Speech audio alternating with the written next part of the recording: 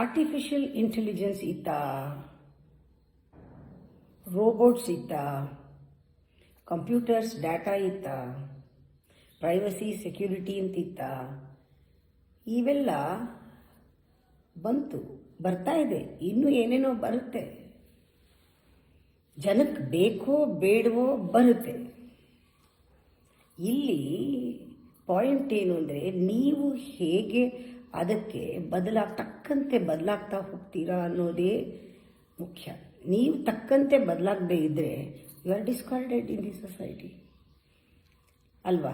ನಾವು ಕೂತ್ಕೊಂಡು ಯಾವಾಗಲೂ ಚರ್ಚೆ ಮಾಡ್ತಾ ಕಲಿಯುಗ, ಪ್ರಪಂಚ ಕೆಟ್ಟೋಯ್ತು, ಕಾಲ ಕೆಟ್ಟೋಯ್ತು, ರಾಕ್ಷಸರ ರಾಜ್ಯ ಇದು, ಎಲ್ಲರಿಗೂ ಬುದ್ಧಿ ಕೆಟ್ಟಿದೆ, ಅಜ್ಞಾನದಲ್ಲಿದ್ದಾರೆ, ಇದೇ ಥರನೇ ನಾವು ವರಿ ಮಾಡ್ತಾ ಇದ್ದರೆ ಏನೂ ಬದಲಾಗಲ್ಲ. ಹಾಗೆಯೇ ಸತ್ಸಂಗ, ಒಳ್ಳೆ ಕಾಲ, ದೇವರ ಕಾಲ, ಬುದ್ಧಿವಂತರು, ವಿವೇಕಿಗಳು, ಪ್ರಜ್ಞಾವಂತರು, ಜ್ಞಾನಿಗಳು, ದೇವ್ರ ಥರ ಇರೋರು ಅವರು ಇದ್ದಾರೆ. ಅದು ಬೆಳೀತಾ ಇದೆ. ನಿಮಗೆ ಬದಲಾಗಬೇಕಾ? ನಿಮಗೆ ಯಾವುದು ಬೇಕು?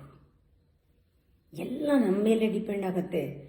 ನಾವು ಸತ್ಸಂಗಕ್ಕೆ ಹೋಗ್ಬೋದು, ಯೋಗ ಮಾಡ್ಬೋದು, ಒಳ್ಳೆ ಜನ ಜೊತೆ ಒಳ್ಳೆ ಆಲೋಚನೆ ಮಾಡ್ಬೋದು, ಪಾಸಿಟಿವ್ ಎನರ್ಜಿ ಡೆವಲಪ್ ಮಾಡ್ಕೋಬೋದು.